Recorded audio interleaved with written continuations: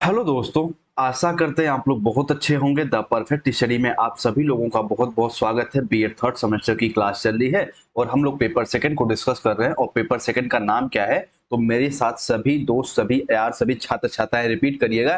Paper second का नाम क्या है, तो जेंडर, स्कूल एंड सोसाइटी, यानी लिंग, विद्यालय और समाज आपके पेपर सेकंड का नाम है।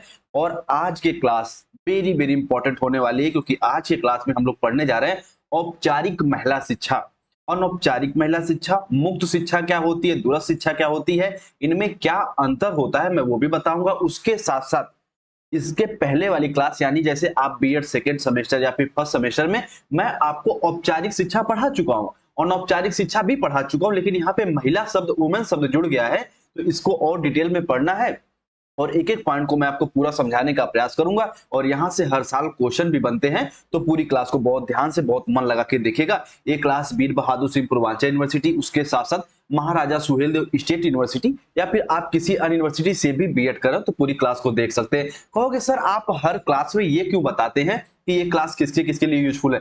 देखो क्या होता है ना, जो बीएड होता है, इसको बीएड को कराने के लिए अलग अलग यूनिवर्सिटियां हैं। जैसे आपके महाराजा सुहेलदेव भी बीएड कराती है, वीर बहादुर सिंह पूर्वांचल यूनिवर्सिटी भी बीएड कराती है, राम मनोहर लोहिया भी बीएड कराती है, चौधरी चरण सिंह भी, कानपुर यूनिवर्सिटी भी, आगरा यूनिवर्सिटी भी बीएड कराती है। तो क्या होता है ना, सिलेबस में थोड़ा थोड़ा थोड़ा, मतलब कहने का मतलब, जैसे अभी आप थर्ड सेमेस्टर में पढ़ रहे हैं लिंग, विद्यालय और समाज, कहीं कहीं आप इसको सेकंड सेमेस्टर में पढ़ना रहता है, तो इसीलिए मैं बताता हूं कि किसके लिए क्लास यूजफुल है। ठीक है, इतना समझ गए। चलिए आइए, आज ये क्लास नंबर 12 है। इसके पहले 11 क्लास बिल्कुल बेसिक से कवर हो चुकी है। यदि आप उन क्लासेस को नहीं देखे हैं तो क्या करना, द परफेक्ट स्टडी के प्लेलिस्ट वाले ऑप्शन में जाके एक एक क्लास को खूब अच्छे से कवर कर सकते हैं, पढ़ सकते हैं। ठीक है, आइए बात करते हैं सबसे पहले औपचारिक महिला शिक्षा की, और एक एक पॉइंट में आपको समझाने का पूरा प्रयास करूंगा। देखिए आइए, सबसे पहले जब हम कहेंगे कि फॉर्मल एजुकेशन क्या होता है, औपचारिक शिक्षा क्या होती है, तो मैं इसे बताया भी था कि औपचारिक शिक्षा का प्रमुख केंद्र विद्यालय होता है, स्कूल होता है। क्या होता है सर, स्कूल होता है, यानी जिसमें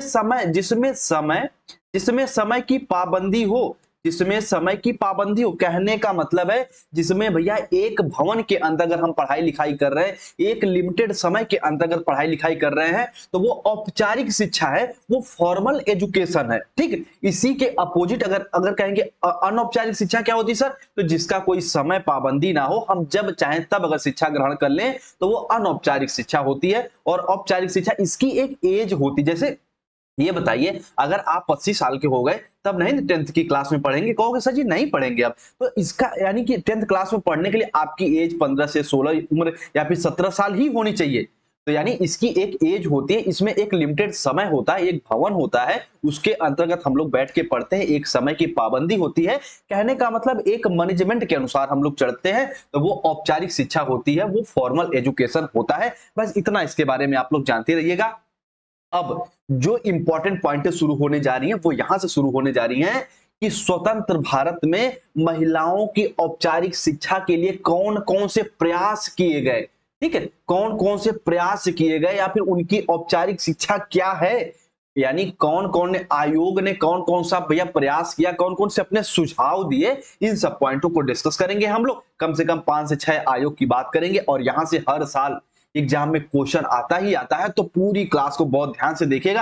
अब यहां से क्लास वेरी वेरी इंपॉर्टेंट शुरू होने जा रही है। आइए चलिए शुरू करते हैं, बिल्कुल ध्यान से मन लगा के समझिएगा। स्वतंत्र भारत में महिलाओं की औपचारिक शिक्षा हेतु भैया तरह तरह की जो कमेटियां थी, आयोग थे, गठन किए गए, और वो समय समय पर अपना एक तरीके से सुझाव दिए, अपने विचार बताए कि महिलाओं को हम कैसे और सुदृढ़ कह सकते हैं, महिलाओं की शिक्षा को और कैसे हम सुदृढ़ स्थिति में ला सकते हैं। आइए सबसे फर्स्ट आयोग की बात करते हैं, जिसे कहा जाता है भैया विश्वविद्यालय शिक्षा आयोग, या फिर इसे हम कह सकते हैं कि राधा कृष्णन राधा कृष्णन आयोग, राधा कृष्णन आयोग। ठीक है, राधा कृष्णन आयोग की बात करेंगे, अभी मैं डिटेल में बताऊंगा, पहले थोड़ा आयोग को बता दूं। ठीक है, 4849 में ये आयोग है। उसके बाद माध्यमिक शिक्षा आयोग, जिसे मुलादियर आयोग के नाम से भी जाना जाता है। उसके बाद राष्ट्रीय शिक्षा समिति, राष्ट्रीय स्त्री शिक्षा समिति, जिसे कहा जा सकता है श्रीमती दुर्गाबाई देशमुख समिति।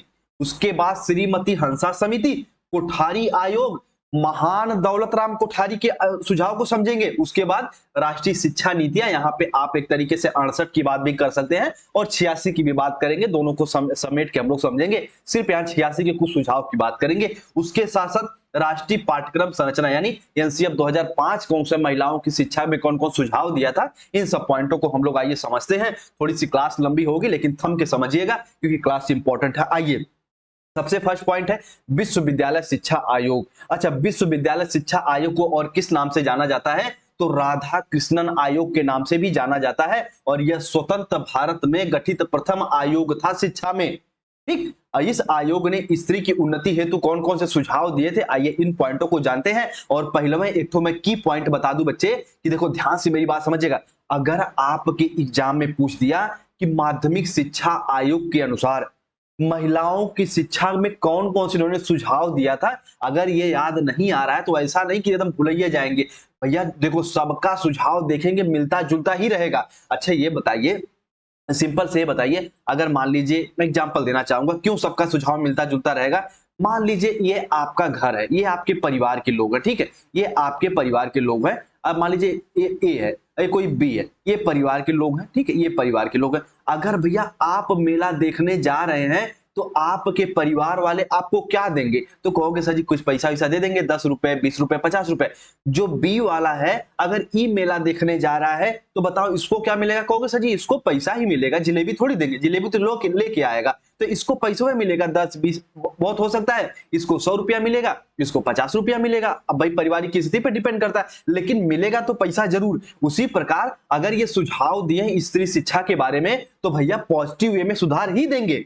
ऐसा नहीं ना कहेंगे कि महिलाओं को शिक्षा मत दो, महिलाओं को घर में रखो, महिलाओं को आगे बढ़ने मत दो, कोई आयोग ऐसा कहेगा, कहोगे सर जी नहीं कहेगा। तो जितनी पॉजिटिव पॉइंट है सबकी मिलती जुलती ही रहती है, आप अगर लिखोगे तो पूरा नंबर मिलेगा। ठीक है, ये बातें मैं बता दिया पॉजिटिव पॉइंट में। आइए सबसे पहले बात करते हैं विश्वविद्यालय शिक्षा आयोग की।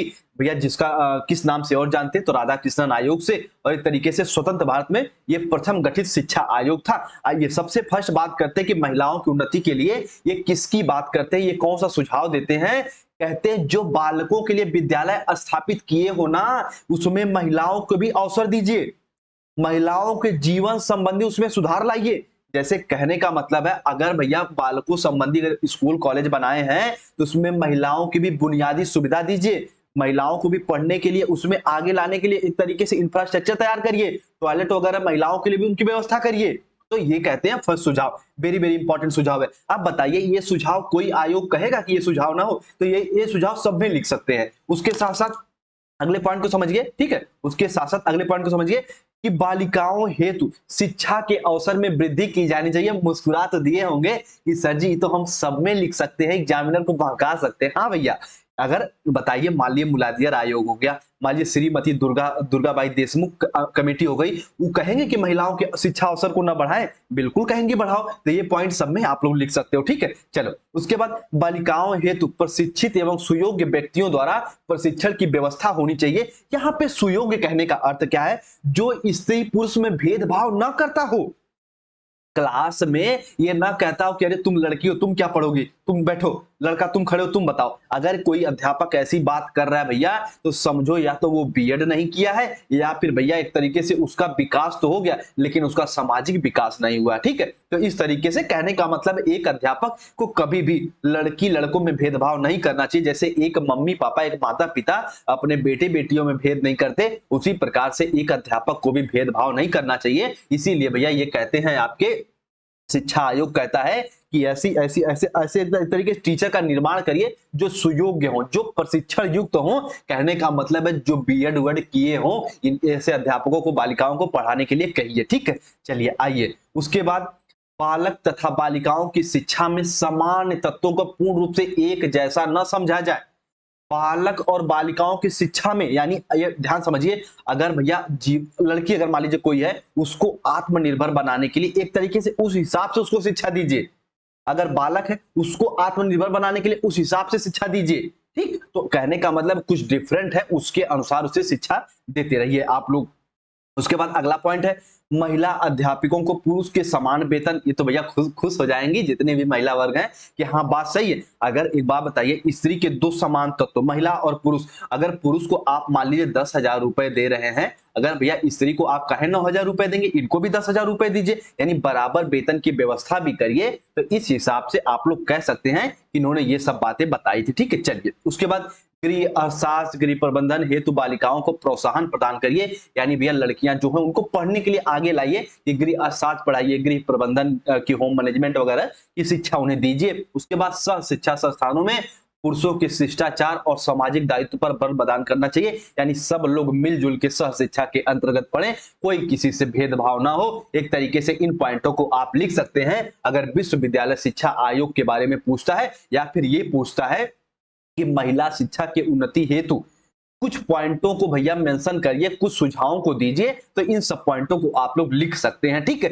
वेरी वेरी इंपॉर्टेंट है, इसे हल्के में मत लीजिएगा, यहां से क्वेश्चन आ जाएगा। अगर पढ़े नहीं रहेंगे, दिमाग में ये फ्रेम नहीं रहेगा, तो एग्जाम में यहां वहां ताकेंगे। ठीक है, चलिए सिर्फ और सिर्फ कहते हैं ना, जिनको अगर मान लीजिए कोई क्वेश्चन नहीं आता है, वो क्या करते हैं अपने कॉपी की पन्ना में गिन डालते हैं, क्या पन्ना मेरी कॉपी है, कितना भर दिए हैं, चलो एक साइड लाइन खींच दिए, दोनों साइड लाइन खींच दे रहे हैं, एक बार देख लेते हैं हेडिंग वोडिंग सही है कि नहीं। लेकिन जिसको आ रहा होता है वो sir sir sir sir sir sir sir sir सिर्फ लिखता जाता है। ठीक है, तो आप भी लिखने का प्रयास किया करिए। माध्यमिक शिक्षा आयोग, जिसे मूलाधार आयोग के नाम से भी जानते हैं, इन्होंने कौन कौन सा सुझाव दिया था कि बालिकाओं के लिए गृह विज्ञान शिक्षण को अनिवार्य रूप से एक तरीके व्यवस्था की जाए, यानी महिला अगर है तो उन्हें गृह विज्ञान पढ़ाने के लिए एक तरीके से कह दिया जाए कि आपको गृह विज्ञान पढ़ना ही पढ़ना है, लेकिन बाद में इसमें जाके चेंज भी लाया गया। ठीक है, उसके बाद मांग के अनुरूप बालिकाओं को पृथक विद्यालय की एक तरीके से स्थापना की जाए, यानी अगर लड़कियों को ज्यादा पढ़ रही है तो उनके लिए अलग से एक तरीके से विद्यालय की स्थापना की जाए, इससे महिलाओं की उन्नति हो जाएगी।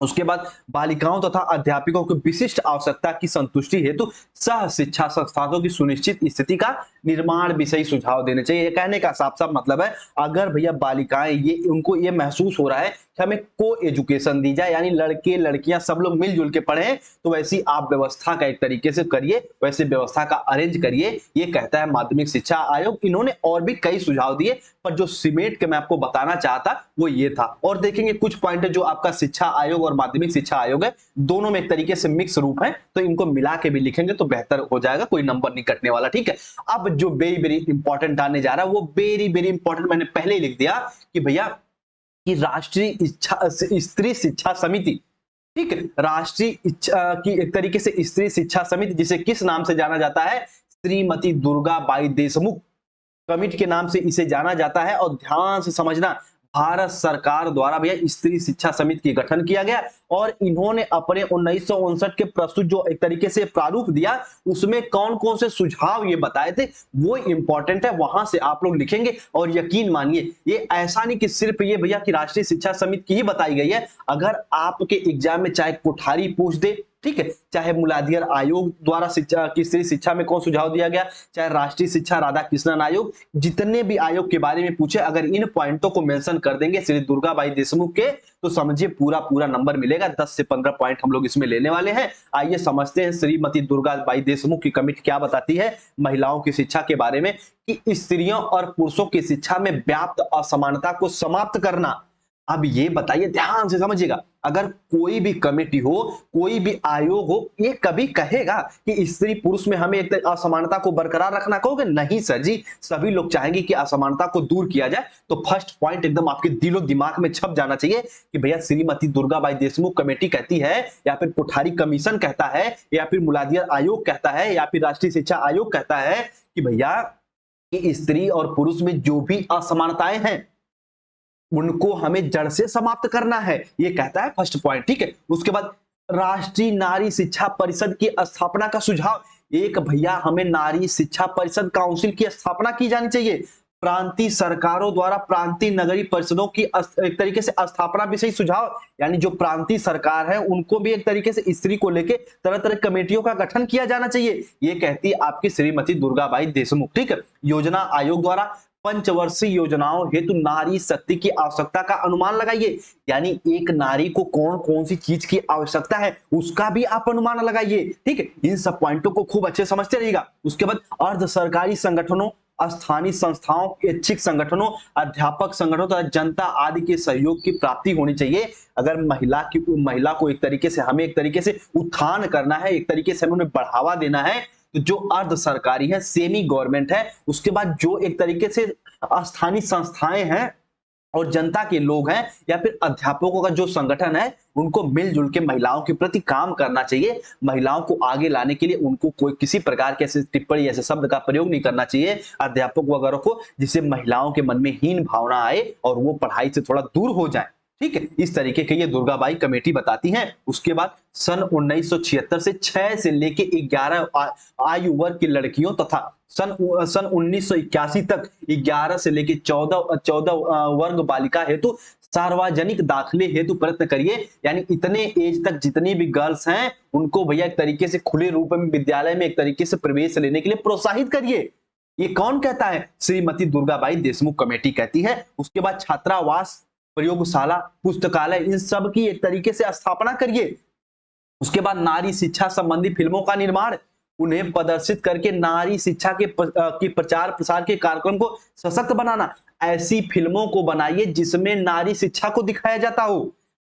कहने का मतलब है जो भी आपके ज्योतिबा फूले जी हैं, ज्योतिबा फूले की जी पत्नी जी हैं, उन पे फिल्में बनाइए, उनको दिखाइए कि महिला शिक्षा को हम कैसे आगे ले जा सकते हैं। तो इन सब पॉइंटों को दुर्गाबाई देशमुख कमेटी बताती है। उसके बाद केंद्रीय समाज कल्याण बोर्ड, ठीक, सेंट्रल सोशल वेलफेयर बोर्ड, प्रौढ़ नारियों के द्वारा आरंभ में किए गए संयुक्त पाठ्यक्रमों को सशक्त बनाना। कहने का मतलब है जो प्रौढ़ नारियां, प्रौढ़ कहने का मतलब है जो एक एज के बाद एजुकेशन से कट गई हैं, चाहे पारिवारिक कारण से, चाहे एक तरीके से आर्थिक स्थिति के कारण, उनको भी शिक्षा देने के लिए हमें एक तरीके से एक बोर्ड की स्थापना की जानी चाहिए, जिससे महिलाएं चढ़ बढ़कर पढ़ाई में हिस्सा ले सकें और वो समझ सकें। ठीक है, गांधी जी कहते हैं ना कि शिक्षा वही होती जो जीवन भर चलती है, इसीलिए प्रौढ़ शिक्षा भी गांधी जी बहुत उसको महत्व देते थे। उसके बाद स्त्री शिक्षा में हो रहे विभिन्न प्रयासों को प्रोत्साहित करना चाहिए, यानी स्त्री शिक्षा को खूब आगे बढ़ाना चाहिए, खूब आगे लेके आना चाहिए। अब देखो मैं छोटी सी बात बता दूंगा स्त्री शिक्षा के बारे में, यही थोड़ी सी देखो। जैसे मैं थर्ड सेमेस्टर पढ़ाने लगा था तो मैं बोला था कि भैया ठीक है इसके लिए कुछ अलग से क्लासेस चलेंगी, लेकिन बहुत से ऐसे बच्चे बच्चियां बोली कि सर आप क्लास तो चला रहे हैं, ठीक है अच्छी बात है, लेकिन सर हमारे घर पे कोई ना है, कोई ना होने के कारण सर हम फीस नहीं पे कर पाएंगे, या फिर सर हम एक तरीके से जुड़ नहीं पाएंगे, तो सर यूट्यूब पे ही क्लास चलाइए ताकि हम भी पढ़ पाए। तो ये बताइए क्या द परफेक्ट टीचरी महिला शिक्षा के लिए काम नहीं किया? बिल्कुल किया भैया। तो जो जितने भी चाहे आप फीस दिए हो ना दिए हो, तो आप यूट्यूब पे पढ़ रहे हैं ना, बिल्कुल मैं अपना 100% दे रहा हूं ना। लोग कहते हैं यूट्यूब पे लोग 100% सिलेबस नहीं कवर कराते, लेकिन ये सरासर गलत बात है। ये वही लोग कहते हैं जिनके मन में खोट होता है।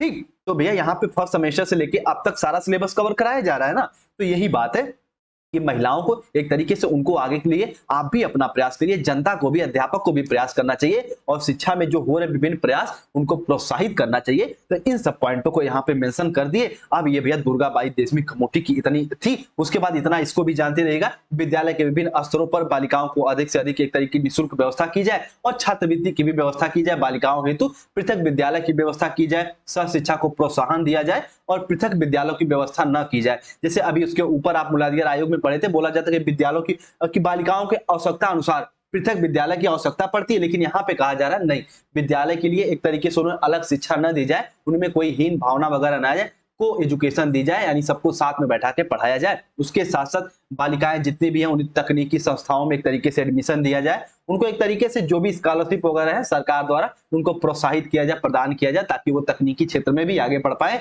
ये भैया आपके श्री देशमुख दुर्गाबाई देशमुख कमेटी के एक तरीके से कुछ सुझाव थे, इनको आप लिख सकते हैं। और श्रीमती दुर्गाबाई देशमुख कमेटी की ये सुझाव नहीं थे, इनको आप सभी में मेंशन कर सकते हैं, कोठारी आयोग में भी मेंशन कर सकते हैं, एक तरीके से आप शिक्षा आयोग भी मेंशन कर सकते हैं। इन सब पॉइंटों को अगर आप समझ गए तो एक बार यस कर दीजिए। ठीक है, चलिए इसको बस समझने वाली पॉइंट है कि कौन कौन से लोग क्या क्या सुझाव दिए थे।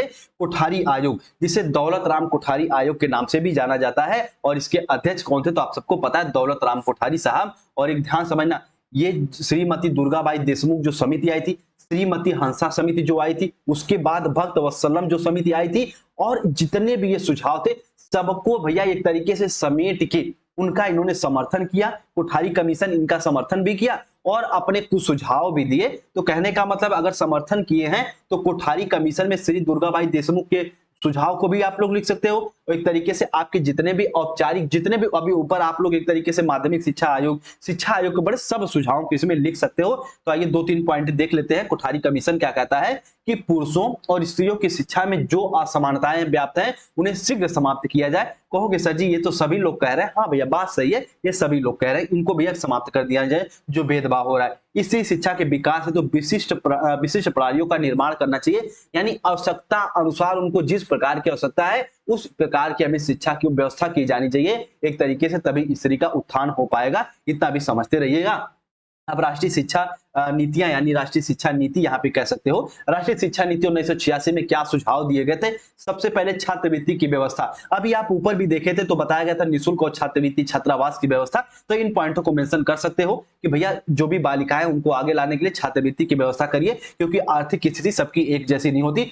प्रौढ़ शिक्षा कहने का मतलब है अगर एक एज के बाद आप पढ़ाई लिखाई छोड़ दिए हैं, फिर कुछ समय बाद आप पढ़ना लिखना चाह रहे हैं तो उसे प्रौढ़ शिक्षा कहा जाता है। यानी एक तरीके से मैच्योर एजुकेशन में आप लोग शिक्षा ले सकते हो। इसका भी एक तरीके से कौन करता है समर्थन? तो राष्ट्रीय शिक्षा नीति 1986 करती है।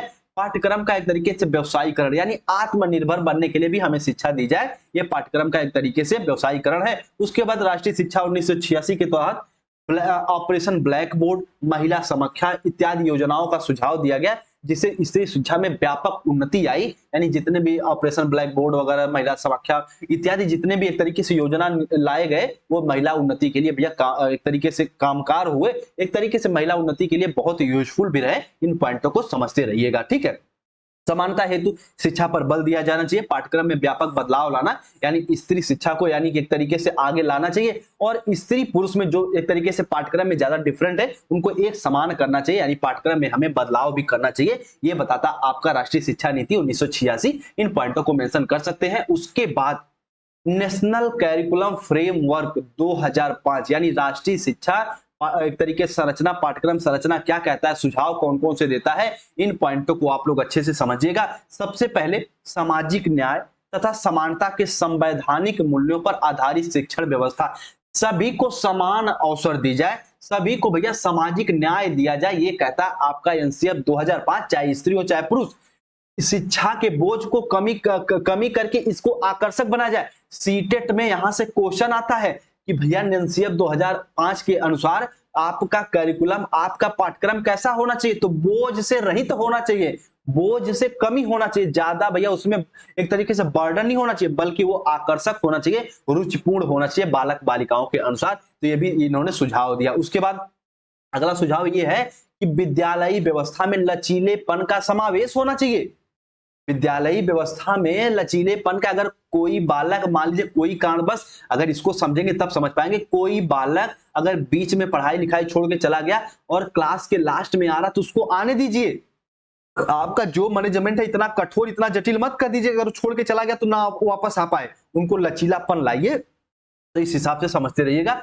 नागरिक समूहों से सहभागिता तथा सहयोग, जितने भी हमारे नागरिक हैं उनको उनका सहयोग लीजिए, उनमें एक तरीके से पार्टिसिपेट उनको करवाइए। उसके बाद कक्षी गतिविधियों व्यवहारिक जीवन से जोड़ना चाहिए, यानी क्लास में जौन कुछ पढ़ा रहे हैं बालक के व्यवहार में उपयोग आना चाहिए, यानी जो पढ़ा रहे हैं बालक अपने व्यवहार में वो जानता रहा हो, ठीक, उनका व्यवहार में उपयोग कर पा रहे हो, बालिकाएं उनका अपने व्यवहार में उपयोग कर पाती हो दैनिक जीवन में। तो ये कहता है आपका एनसीएफ 2005। और ये सुझाव आप लोग अच्छे से इनको नोट कर लीजिएगा, वेरी वेरी इंपॉर्टेंट ये सुझाव है एनसीएफ 2005 के। अब जो सबसे इंपॉर्टेंट लाइन है ना, इसको तो भैया विलियम्स की ये डेफिनेशन को पढ़ते पढ़ते आपके भी चेहरे पे मुस्कुराना आ जानी चाहिए, और द परफेक्ट स्टडी के भी। क्या कहते हैं विलियम्स, आइए समझते हैं। यह देखकर बहुत प्रसन्नता होती है, यानी क्या देखकर, महिला शिक्षा की बात कर रहे हैं, यह देखकर बहुत प्रशंसा होती है कि स्वतंत्रता के पश्चात लड़कियों की शिक्षा लड़कों की शिक्षा से अधिक तेजी से आगे बढ़ रही है, और माता पिताओं ने उनकी शिक्षा में विशेष रुचि दिखाई है। कहने का मतलब है जो पहले माना जाता था कि लड़के बहुत तेज होते हैं पढ़ने में, ये सरासर गलत हो गया। अब ऐसा माना जा रहा है, भैया विलियम्स भी कहते हैं कि लड़कियां लड़कों को पछाड़ रही हैं, बस उनको क्या करिए, सपोर्ट की आवश्यकता है। अगर आप सपोर्ट दे दिए तो भैया वो बहुत आगे जाएंगे। यही बात आ जाती है वाइगोस्की की। कहोगे क्या सर जी, कुछ बता दे वाइगोस्की की। ये बताइए वाइगोस्की सपोर्ट में कौन सा शब्द थे? इसके फोल्डिंग या फिर आपका जेड, पीडी, ठीक है, जोन ऑफ प्रॉक्सिमल डेवलपमेंट। बताइए अगर आप किसी को सहयोग दे रहे हैं तो वो इसके फोल्डिंग है या फिर भैया जेडपीडी है, मैं आपको पढ़ा चुका हूं, अगर ध्यान से नहीं पढ़े होंगे तो पक्का कंफ्यूज होंगे, ठीक है। अगर आप किसी को सहयोग दे रहे हैं, टेम्पररी सहयोग दे रहे हैं, तो वो इसके फोल्डिंग है या फिर भैया वो जेडपीडी है, कमेंट सेक्शन में कमेंट करिए, ठीक है। चलिए आइए विलियम्स की डिफिनेशन समझ गए, उसके बाद आइए चलते हैं अगले पॉइंट पे, स्त्री शिक्षा की औपचारिक शिक्षा की आवश्यकता एवं महत्व, यानी स्त्री शिक्षा की जो भी औपचारिक फॉर्मल एजुकेशन है उसके महत्व क्या होते हैं, उसके एक तरीके से आवश्यकता क्या होती है, पारिवारिक उत्तरदायित्व हेतु, यानी परिवार को एक तरीके से बढ़ाने के लिए भी हम फॉर्मल एजुकेशन दे सकते हैं स्त्रियों को, और एक तरीके से सामाजिक दृष्टि से भी उपयोगी है। सामाजिक कहने का मतलब है अगर स्त्री पढ़ी लिखी है तो समाज में बेहतर रूप से अपने जीवन का यापन कर सकती है। आर्थिक स्थिति यानी वो आर्थिक रूप से भी मजबूत हो सकती है यदि वो एजुकेट रहती हैं तो। राजनीति अगर पढ़ी लिखी है तो भैया पक्का राजनीति क्षेत्र में भी अपना हाथ आजमाएंगी, उसमें भी आगे जाएंगी। नेतृत्व क्षमता का विकास यानी अपने परिवार का वो एक तरीके से वो भी कर्ता धर्ता बन सकती हैं यदि वो पढ़े लिखे हैं तो परिवार का मैनेजमेंट भी संभाल सकती हैं। प्रजातांत्रिक मूल्यों की सफलता हेतु, प्रजातांत्रिक मूल्यों कहने का मतलब है अपने देश के प्रति प्रेम, दूसरों की रक्षा, सरकारी संपत्ति को कोई हानि न पहुंचाना, तो उनके प्रति भी ये जागरूकता ला सकती हैं। व्यवसायिक कुशलता, पढ़ी लिखी रहेंगे तो अपना व्यवसाय भी कर पाएंगी। खोए हुए आत्मविश्वास की प्राप्ति, हीन मानसिकता से बाहर निकलने हेतु, यानी स्त्रियों का जो आत्मविश्वास खो गया है, कहने का मतलब है जो उन्हें द्वयम दर्जा की स्थिति प्राप्त है वो फर्स्ट दर्जा प्राप्त कर सकती हैं यदि उन्हें हम औपचारिक शिक्षा देते हैं तो इसकी ये महत्व है। राष्ट्र उन्नति तथा अंतरराष्ट्रीय शांति व अवबोध, कहने का मतलब है राष्ट्र उन्नति के लिए वो खुद भी भैया अपने परिवार, अपने बच्चे को भी जागरूक कर सकती है, स्वतः भी जागरूक कर सकती है, अंतरराष्ट्रीय शिक्षा में भी अपना एक तरीके शांति में भी अपना एक तरीके सहयोग निभा सकती हैं। उत्तम स्वास्थ्य एवं शिक्षा हेतु, अगर पढ़ी लिखी हैं तो घर परिवार सबका साथ देंगी, सबको अपने भी स्वास्थ्य के बारे में जागरूक रहेंगी, एक तरीके से भैया देखभाल कर पाएंगी। व्यक्तित्व के सर्वांगीण विकास हेतु, ये तो भैया चाहे स्त्री हो गए एक जात चाहे वो पुरुष हो गए सबके लिए इंपॉर्टेंट है। अगर व्यक्तित्व का सर्वांगीण विकास करना है तो आपको किससे जुड़ना पड़ेगा, तो भैया आपको शिक्षा से जुड़ना पड़ेगा। ये इसके कुछ महत्व स्त्री शिक्षा के, इन पॉइंटों को जानते रहिएगा। और मैं थोड़ा सा बता देता हूं कि वाइगोस्की साहब ने भैया इनके दो प्रचलित शब्द थे, इसके फोल्डिंग और जेडपीडी। ध्यान समझना, इसके फोल्डिंग क्या होता है, अगर मान लीजिए कहते हैं किसी को टेम्पररी गाइडेंस, यानी एक तरीके से आप सहायता तो दे रहे हैं लेकिन हमेशा के लिए सहायता नहीं दे रहे। जैसे मैं कह दिया कि मैं अभी आपको पढ़ा रहा हूं लेकिन हमेशा नहीं पढ़ा रहा हूं ना, एग्जाम हॉल में चले गए तो मैं आपका साथ छोड़ देता हूं। एग्जाम हॉल में आप अकेले रहते हो, ना ही मैं रहता हूं, ना ही मेरी क्लास रहती है, ना ही मैं आपके सामने रहता हूं, ना ही मेरी बातें आ रहती हैं। बातें तो रहती हैं पर मैं नहीं रहता हूं ना, तो ये इसके फोल्डिंग है। यानी मैं आपको तैयार तो कर दिया कि बच्चे जाओ आप कॉपी एग्जाम में लिखो, लेकिन एक समय के बाद मैं आपका साथ छोड़ दिया, लिखना आपको खुद ही है, तो ये इसके फोल्डिंग है,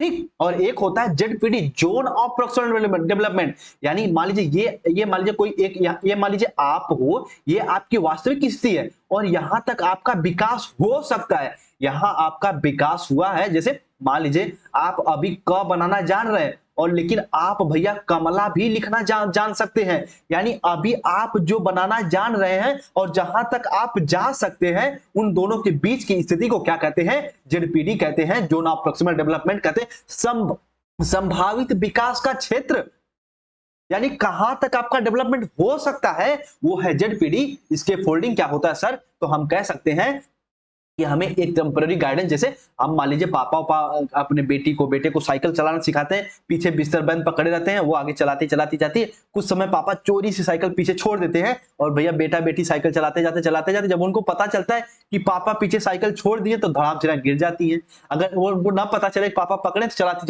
जाएंगी। तो कहने का मतलब है जो टेम्पररी गाइडेंस दिया जाए, अगर आप अधिगम कर लिए हैं तो भैया अपना सहायता वापस ले लिया जाए, तो ये क्या होता है, ये इसके फोल्डिंग होता है, ये लेवाइगोस्की कहते हैं। इतना इसके बारे में जानते रहेगा, मेरी क्लास जाके देखना सीटेट में जिन वाइगोस्की को, तो और बेहतर समझ पाएंगे, ठीक है। आइए इसके महत्व को समझ लिए।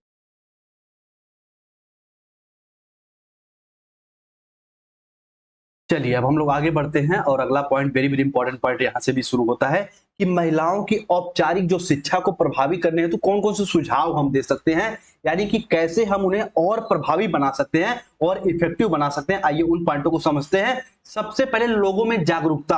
बात बिल्कुल सही है, अगर महिलाओं की शिक्षा में भैया जागरूकता लाना, एक तरीके से प्रोत्साहित करना चाहते हैं तो लोगों को जागरूकता लाइए, लोगों में जागरूकता लाइए कि महिलाओं को शिक्षा दीजिए। भैया महिलाओं को शिक्षा देना भी अच्छी बात है, तो लोगों में जागरूकता लाइए, फर्स्ट पॉइंट। उसके बाद अगला पॉइंट है शिक्षा को जीवन उपयोगी तथा रोज परक बनाकर, यानी रोजगार परक, यानी शिक्षा को जो भी दे रहे हैं वो जीवन के लिए उपयोगी हो और अपने रोजगार को बढ़ावा देने में भी उपयोगी हो। इसलिए भैया महिलाओं को बराबरी में आप ला सकते हैं। इन पॉइंटों को भी समझते रहिएगा, ये भी इसके सुझाव हो सकते हैं। उसके बाद शिक्षिकाओं की नियुक्ति है जो समुचित अनुपात का वितरण, यानी भी महिलाओं की भी अगर मान लीजिए कोई वैकेंसी वगैरह निकल रही 50 सीट की, तो उसमें 25 सीट तो भैया कम से कम महिलाओं को भी दीजिए, बराबर का उन्हें हक दीजिए, बराबर का अनुपात का वितरण करिए। उसके बाद गतिशील शिक्षण विधियों द्वारा, यानी जो भी आपकी टीचिंग मेथड है, शिक्षण विधि है, वो स्थिर नहीं होनी चाहिए, गतिहीन नहीं होनी चाहिए, बल्कि गतिशील होनी चाहिए। उसके बाद विवाह की आयु का पालन, यानी जो जो गवर्नमेंट ने विवाह के आयु का एक तरीके निर्धारण किया है उसी समय उनकी शादी विवाह करिए।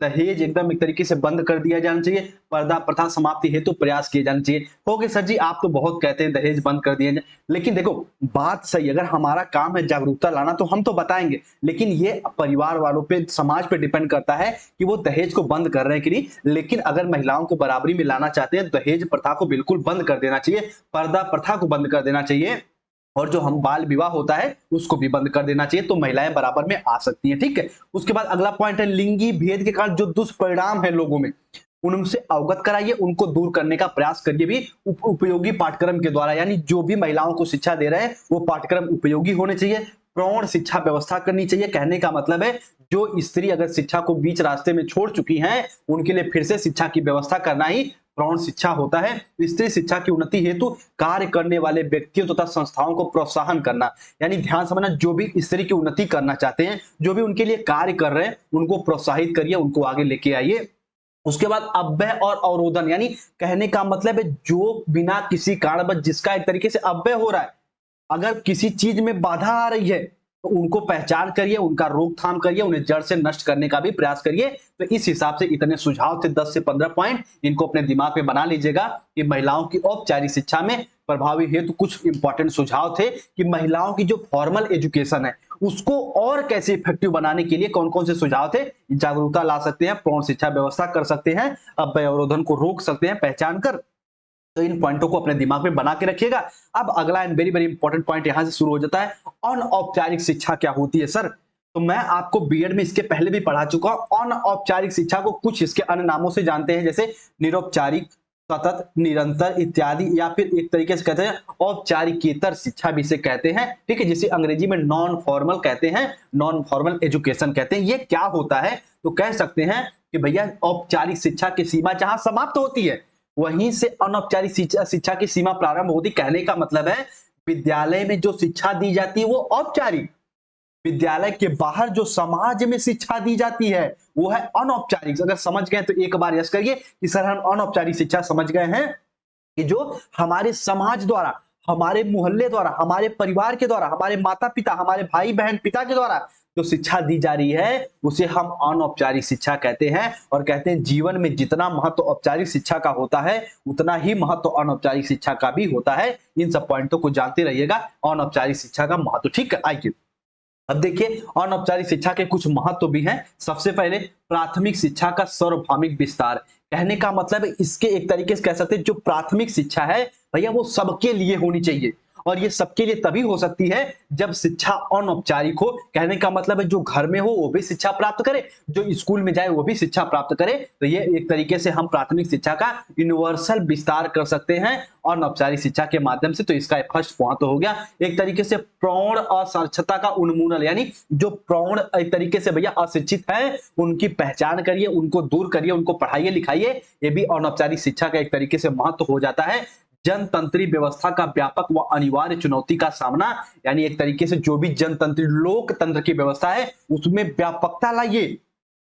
उसके बाद जो हमें एक तरीके से जो भी सिचुएशन चुनौती दे रही है उनका सामना करने के लिए भी प्रोत्साहित करिए। यह भी अनौपचारिक शिक्षा का मुख्य उद्देश्य, मुख्य लक्ष्य हो सकता है, महत्व हो सकता है। शिक्षा के साथ साथ अर्जन व स्वावलंबन, यानी स्वयं में एक तरीके से हम कह सकते हैं कि अपने आप में भी सुदृढ़ बनना, ये तभी होगा जब अनौपचारिक शिक्षा हमको दी जाएगी। ठीक है, आर्थिक तंगी अन्य किसी कारण से बीच में ही जिनकी शिक्षा बाधित हो गई हो उनके लिए महत्वपूर्ण होती है अनौपचारिक शिक्षा। यानी जो लोग स्कूल कॉलेज नहीं जा सकते किसी कारणवश, चाहे आर्थिक तंगी हो, चाहे पारिवारिक कारण हो, चाहे फैमिली कारण हो, कोई भी कारण हो, उनको भी अगर शिक्षा छूट गई हो तो अनौपचारिक शिक्षा द्वारा उन्हें भी शिक्षित किया जा सकता है। इन पॉइंटों को जानते रहिएगा। नई तकनीकी तथा ज्ञान से परिचय करने हेतु भी इसका महत्व होता है। सामाजिक व आर्थिक पिछड़े वर्गों हेतु शैक्षिक सुविधाएं उपलब्ध हेतु कराने हेतु महत्वपूर्ण होता है। जो पिछड़े वर्ग हैं, जिनको भी अब बुनियादी सुविधा नहीं मिल पा रही है, उनको भी अनौपचारिक शिक्षा के माध्यम से हम एजुकेट कर सकते हैं। ये भी इंपॉर्टेंट पॉइंट है, इसको भी जानते रहिएगा। अवकाश के समय सदुपयोग हेतु अगर छुट्टी हो जाती ना गर्मी वगैरह में, तो जो भैया हमारे मोहल्ले वाले बैठा के पढ़ाते वढ़ाते हैं, वो भी उनका भी हम उपयोग कर पाते हैं ना, तो भी अनौपचारिक शिक्षा का ये भी महत्व होता है। इनको भी जानते रहिएगा। देखिए इतना जल्दी इसलिए इसको बता रहा हूं क्योंकि मैं इसको तीसरी बार पढ़ा रहा हूं। फर्स्ट सेमेस्टर में जब हम कंटेम्प्रेरी इंडिया एजुकेशन पढ़ाए थे तब भी ये बताए थे, उसके बाद सेकंड पेपर में भी, सेकंड सेमेस्टर में भी पढ़ाए थे और थर्ड सेमेस्टर में भी पढ़ा रहे हैं, तो इसलिए इसको थोड़ा जल्दी पढ़ा रहे हैं। उसके बाद सुदूर इलाकों यानी जो दूर के इलाकों हैं उसमें स्थित व्यक्तियों हेतु शिक्षा को सुलभ बनाना। जो व्यक्ति स्कूल कॉलेज में जा ही नहीं सकते, जहां पहाड़ी इलाका हो वहां भी आप एक तरीके से अनौपचारिक शिक्षा के माध्यम से बच्चे उन लोगों को आप एजुकेट कर सकते हो। इन पॉइंटों को जानते रहेगा। ग्राम हो गया, नगर के मध्य व्याप्त शिक्षा के मध्य असमानताएं में कमी करना, और ये हो सकता है आपका अनौपचारिक, ये होता है अनौपचारिक शिक्षा के माध्यम से। इनको भी आप लोग अच्छे से जानते रहिएगा, इनके महत्व को। अब देखो, अनौपचारिक को अंशो औपचारिक भी कहते हैं, तो अनौपचारिक शिक्षा को और अधिक प्रभावी बनाने हेतु कौन कौन से सुझाव हो सकते हैं, अभी हम लोग महत्व समझे। अब महत्व और सुझाव एक ही होते लेकिन अलग अलग समझे रहेंगे, तो एग्जाम में अगर इसमें से कुछ भी याद आ जाता तो आप लिख देंगे। ठीक है, उसके बाद पर्याप्त मात्रा में मानवीय तथा भौतिक संसाधनों की व्यवस्था हेतु धन का आवंटन। अगर आप अनौपचारिक शिक्षा दे रहे हैं, जो लोग अनौपचारिक शिक्षा दे रहे हैं उनको भैया धन का आवंटन भी कराइए, उनको पैसे वैसे भी दीजिए एक तरीके से संगठन द्वारा, ताकि वो एक अपने काम को और आगे बढ़ा सके। धोखाधड़ी और फर्जीवाड़े काम को कम करने हेतु प्रयास व उचित रणनीतियों का निर्माण। यानी अब ऐसा नहीं कि कोई अनौपचारिक माध्यम से किसी का शोषण करे या फिर फर्जीवाड़ा करे, तो उनके खिलाफ भी कानून बनाया जाए, ये भी इसके सुझाव हैं। स्थान विशेष पर शैक्षिक दृष्टि से पिछड़े ग्रामीण दुर्गम क्षेत्रों में अनौपचारिक शिक्षा केंद्र की स्थापना की जानी चाहिए। कहने मतलब जो भी ग्रामीण इलाका है, जो भी एक तरीके से पुअर ग्रामीण इलाका है, उन लोगों की दुर्गम स्थान है, वहां भी अनौपचारिक शिक्षा की व्यवस्था करिए, एक तरीके से संगठन की स्थापना करिए। अनौपचारिक शिक्षा को प्रभावी बनाने के लिए लोगों में जागरूकता लाइए। ये तो हर पॉइंट में आप लोग लिख दीजिएगा। अगर अनौपचारिक शिक्षा भैया जन जन तक पहुंचाना है तो लोगों में जागरूकता लाना ही पड़ेगा। इन पॉइंटों को भी आप अच्छे से जानते रहिएगा। इस शिक्षा को प्रभावी बनाने हेतु इसके महत्व से लोगों को अवगत कराना चाहिए। जागरूक कराना, अवगत कराना एक ही बात है, तो इन पॉइंटों को समझते रहिएगा। इस हिसाब से ये प्रभावी सुझाव हो सकते हैं। तो अनौपचारिक शिक्षा के कुछ सुझाव मैंने बताया आपको क्या हो सकते हैं, और अनौपचारिक शिक्षा क्या होती है ये भी आप लोग जाने कि भैया जिसका कोई समय की पाबंदी ना हो, जिसे एक तरीके से हम जब चाहें तब अगर शिक्षा का ग्रहण कर ले, तो वो अनौपचारिक शिक्षा होती है, नॉन फॉर्मल एजुकेशन होता है। आइए अब थोड़ा सा आगे बढ़ते हैं। प्रौढ़ शिक्षा केंद्र क्या होता है, एडल्ट एजुकेशन सेंटर क्या होता है, तो सीधे सीधे कह सकते हैं कि प्रौढ़ शिक्षा केंद्र एक तरीके से औपचारिक केंद्रों की भांति सभी जगह अलग अलग भवनों में की भांति प्रदर्शित नहीं होते। कहने का मतलब है जैसे आप औपचारिक शिक्षा जगह जगह विद्यालय होते हैं, बालक उसमें जाके पढ़ते हैं, वैसे प्रौढ़ शिक्षा की कोई व्यवस्था नहीं होती। इसमें वो व्यक्ति पढ़ते हैं जो एक समय में पढ़ाई लिखाई छोड़ दिए होते हैं। प्रौढ़ शिक्षा हेतु प्रौढ़ शिक्षा केंद्र, नेहरू युवा केंद्र, स्वयं सेवी संस्थाओं द्वारा इत्यादि कार्य चलाए जा रहे हैं, योजनाएं चलाए जा रहे हैं, जिसमें प्रौढ़ शिक्षा की व्यवस्था की जाती है। उसके बाद निरीक्षण प्रौढ़ को शिक्षित करने का यह बेहतर विकल्प ही प्रौढ़ शिक्षा है। यानी जो व्यक्ति पढ़ाई लिखाई नहीं कर पाए हैं या फिर वो 30-35 साल की उम्र में हो गए हैं, उनको भी आप एजुकेट करना चाहते हैं, तो किसके माध्यम से, तो बच्चे प्रौढ़ शिक्षा के माध्यम से, एडल्ट एजुकेशन के माध्यम से। इतना इसके बारे में जानते रहेगा। महात्मा गांधी का महान विचार है प्रौढ़ शिक्षा के बारे में, यह जीवन के द्वारा जीवन भर की शिक्षा है। यानी प्रौढ़ शिक्षा जीवन भर चलती रहती है। अगर इसे आप अनौपचारिक शिक्षा समझें तो कह सकते हैं कि भैया जो जीवन भर चलता हो। ये कौन कहता है, गांधी जी। शिक्षा वही जो जीवन भर, यानी जीवन भर अगर हम सीख रहे हैं तो समझिए हम शिक्षा से जुड़े हुए हैं। ये कहते हैं हमारे गांधी जी। तो बात आती है सर प्रौढ़ शिक्षा क्या होती है, तो प्रौढ़ शिक्षा वो कह सकती जो व्यक्ति बीच रास्ते में या फिर बीच समय में पढ़ाई लिखाई छोड़ दिए हों और बाद में वो शिक्षा ग्रहण करना चाह रहे हों, तो हम उन्हें प्रौढ़ शिक्षा के माध्यम से उन्हें शिक्षित कर सकते हैं। या फिर निरक्षर व्यक्ति यानी जो अशिक्षित व्यक्ति हैं उनको शिक्षित करने का एक बेहतर विकल्प ही प्रौढ़ शिक्षा है, एडल्ट एजुकेशन है। आइए उसके बाद महिला की अनौपचारिक शिक्षा में प्रौढ़ शिक्षा की क्या भूमिका है, बस हेडिंग समझ लीजिए, पॉइंट समझ जाएंगे। यानी महिलाओं की जो नॉन फॉर्मल, यानी नॉन फॉर्मल मतलब हम कहीं से भी कुछ भी अगर ज्ञान प्राप्त कर रहे हैं तो वो अनौपचारिक है। यानी महिलाओं की जो अनौपचारिक शिक्षा है उसमें प्रौढ़ शिक्षा की क्या भूमिका है, तो समय बंधन रहित के कारण यह शिक्षा महिलाओं हेतु एक तरीके से अति उपयोगी हो जाती है। यानी अगर महिलाएं घर का कार्य कर रही, खाना पीना बना रही हैं, तो बाद में भी वो शिक्षा लेना चाह रही हैं तो प्रौढ़ शिक्षा के माध्यम से शिक्षा ले सकती हैं। और ये शिक्षा आएगी किसमें, तो भैया ये अनौपचारिक शिक्षा के अंतर्गत आती है। ठीक है, चलिए उसके बाद सामाजिकता की शिक्षा का प्राप्त करना, यानी सोशल के बारे में नॉलेज, हमें कैसे किसके साथ कौन सा व्यवहार करना है, ये सब हमें प्रौढ़ शिक्षा के माध्यम से प्राप्त चलता है और ये अनौपचारिक शिक्षा के अंतर्गत आता है। ध्यान से मेरी बात समझना, जो आपका प्रौढ़ शिक्षा है ना बच्चे, ये नॉन फॉर्मल के अंतर्गत आता है। ठीक, ये नॉन फॉर्मल यानी अनौपचारिक अंशो औपचारिक के अंतर्गत आता है, ये जानते रहिएगा। एक तरीके से जागरूकता आती है, बौद्धिक व समानता क्षमताओं में महिलाओं की विकास होती है, कार्य कुशलता में वृद्धि और उनके उत्पादन क्षमता में भी वृद्धि होती है, राष्ट्रीय एकता राष्ट्रीय मूल्यों में भी विकास होता है, जनसंख्या व स्वास्थ्य शिक्षा में प्रौढ़ शिक्षा महिलाओं को भी महत्व होता है। महत्व होता है, महत्व होता है। एक तरीके से जनसंख्या में एक तरीके से कंट्रोल कर सकते हैं।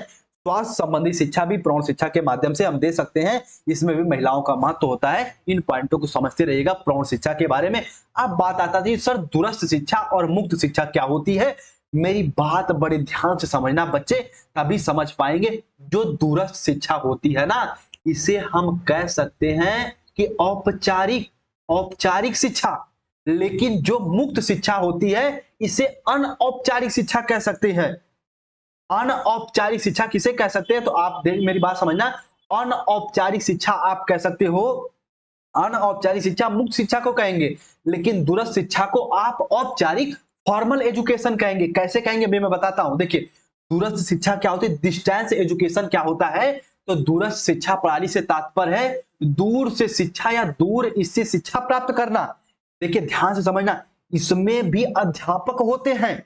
जैसे आप मेरे सामने नहीं है ना, तो मैं आपको दूरस्थ शिक्षा दे रहा हूं, लेकिन ये भी फॉर्मल एजुकेशन के अंतर्गत आएगा। इसका भी एक समय है, एक तरीके से लिमिटेशन है, एक पाठ्यक्रम है, एक करिकुलम है। लेकिन मुक्त शिक्षा अनौपचारिक शिक्षा के अंतर्गत आती है।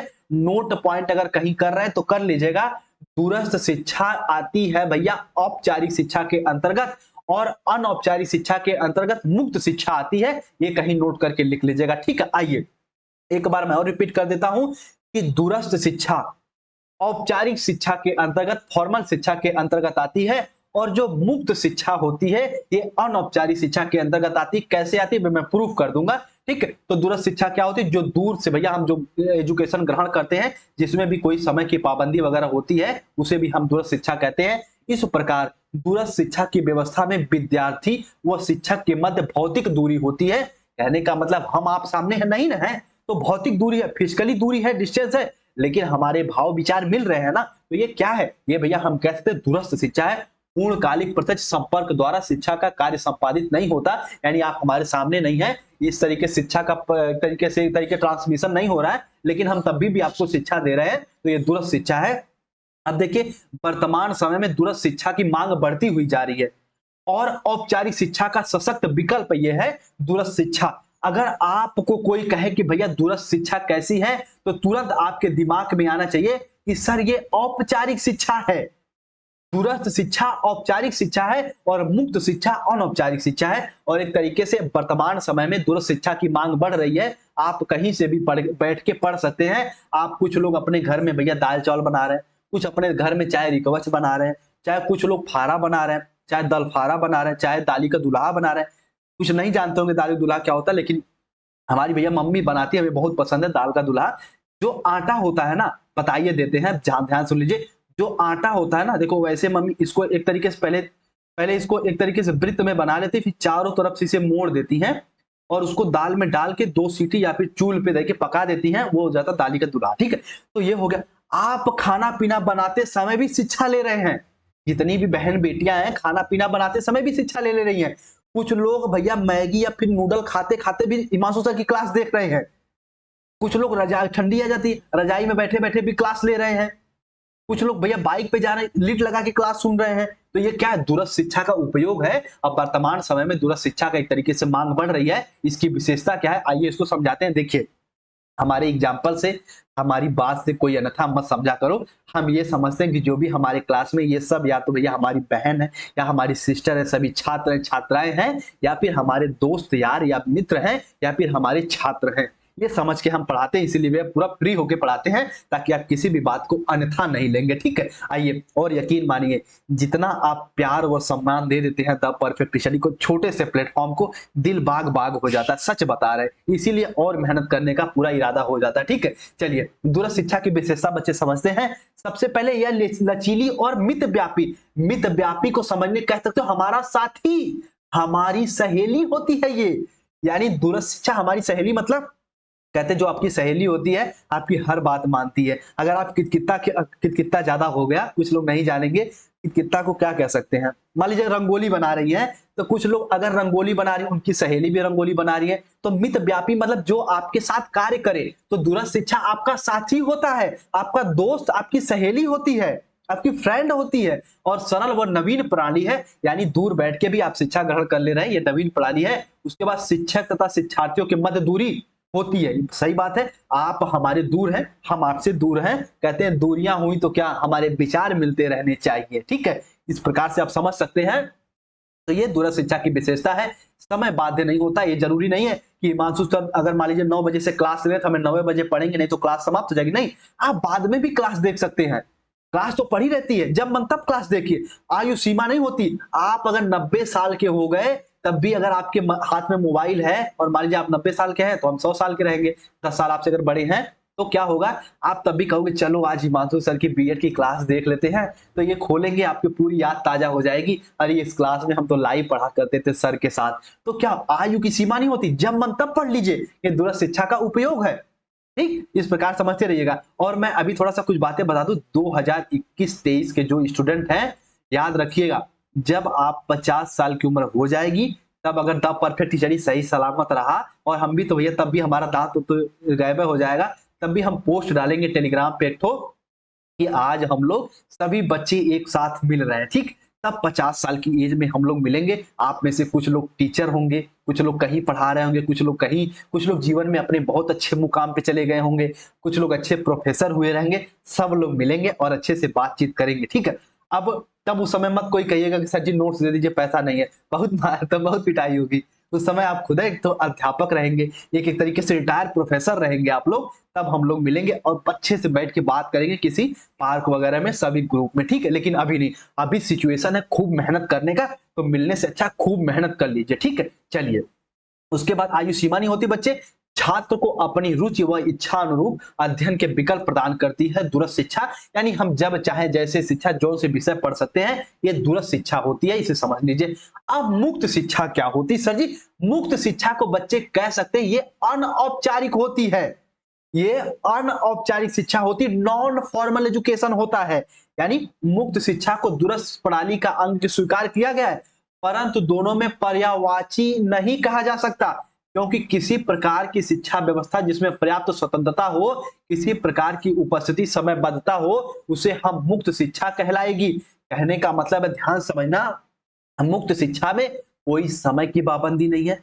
आपको भैया जिसमें एक तरीके से कहने का मतलब स्वतंत्रता हो, जब चाहे तब शिक्षा ग्रहण कर सके, ये ओपन एजुकेशन है, ये मुक्त शिक्षा है, इसे आप लोग जानते रहिएगा। और मुक्त शिक्षा की कुछ विशेषताएं हैं इसमें भैया, सीमा, आयु और एक तरीके से क्षेत्र से, एक तरीके से बाध्यता से मुक्त होती है। कहने का मतलब इसे आप कहीं से भी कुछ भी एजुकेशन ग्रहण कर सकते हैं। इसे नॉन फॉर्मल एजुकेशन समझिए तो बेहतर रूप में समझ पाएंगे। उपस्थिति तथा समय से मुक्त, यानी ये जरूरी नहीं कि आपको अटेंडेंस देना ही है, समय की पाबंदी जरूरी नहीं है। सामूहिक शिक्षण की अपेक्षा व्यक्तिगत शिक्षण को महत्व दिया जाता है। ओपन एजुकेशन है तो आप अकेले भी बैठ के पढ़ सकते हैं, कोई जरूरी नहीं है कि सामूहिक एक ग्रुप आपको टीचिंग कराया जाए, ठीक है। उसके बाद व्यवसायिक व सामान्य दोनों प्रकार की शिक्षा प्रदान की जाती है। मुक्त शिक्षा पे सभी स्तरों पर यह शिक्षा व्यवस्था उपलब्ध होती है। कौन सी कहोगे सर जी? मुक्त शिक्षा। विषयों के चयन में छूट होती है, आप समझ सकते हैं मुक्त शिक्षा से। और भैया इस तरीके से आपकी आज क्लास थोड़ा समाप्त हो जाती है। आज थोड़ा बातचीत ज्यादा हो गई है, लेकिन ये टॉपिक ऐसी है ना, जेंडर स्कूल एंड सोसाइटी में अगर ज्यादा बतियाएंगे नहीं ना तो समझ में नहीं आएगा। तो अगर कोई बात आपको बता रहे हैं ना, आपको परिवार से, आपको समाज से, आपके दोस्त यार से जोड़ के बताएंगे, तब आपके दिमाग में ना कॉन्सेप्ट क्लियर होगा। अगर आपके दिमाग में एक तरीके से आ गया भैया दूरस्थ शिक्षा, तो तुरंत एग्जाम में याद आ जाएगा, अरे हिमांशु सर बोले थे कि वो हमारे सामने नहीं है, तब भी जो हमें शिक्षा ले रहे हैं वो दूरस्थ शिक्षा है, एग्जाम में तुरंत लिख देंगे। मुक्त शिक्षा कहोगे, अरे सर जी हिमांशु सर बोले थे जिसमें समय की पाबंदी नहीं है, तो भैया ये मुक्त शिक्षा है। इस प्रकार से बेहतर एग्जाम्पल होता है ताकि आपका कॉन्सेप्ट बिल्ड हो जाए। आप मेच्योर हैं, हम आपको शब्द नहीं रटा सकते बच्चे, आपको 500 वर्डों में शब्द नहीं रटा सकते, लेकिन कोई एक ऐसा एग्जाम्पल जरूर बता सकते हैं कि 500 वर्डों की जगह आप 1000 वर्ड लिख देंगे। तो यही हमारा प्रयास रहता है। इसी के साथ क्लास को ऑफ करते हैं।